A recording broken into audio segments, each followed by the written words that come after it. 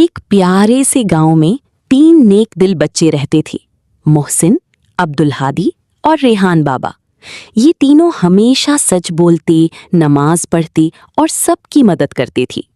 ایک دن مسجد کے امام صاحب نے اعلان کیا، جو بچہ سب سے زیادہ نیک کام کرے گا اس کے لیے خاص دعا ہوگی۔ محسن فوراً گھر گیا اور اپنی امی کی صفائی میں مدد کی، پانی بھرا اور گھر چمکا دیا۔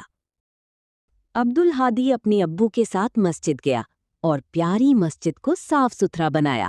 ریحان بابا نے راستے میں ایک بزرگ دادی اماں کو دیکھا جو بھاری سامان اٹھا کر چل رہی تھیں۔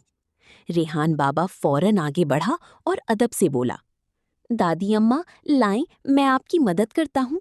شام کو امام صاحب نے سب کو مسجد میں بلایا اور مسکرا کر فرمایا، محسن، عبدالہادی اور ریحان بابا، تم تینوں کامیاب ہو، کیونکہ اصلی نیکی دوسروں کی مدد کرنا ہے۔ پھر امام صاحب نے پیار بھری دعا دی، اللہ تمہیں ہمیشہ نیک راستے پر چلائے۔ تینوں بچے خوشی سے مسکرا دیے اور وعدہ کیا کہ وہ ہمیشہ نیک کام کریں گے، نماز پڑھیں گے اور سب کی مدد کریں گے۔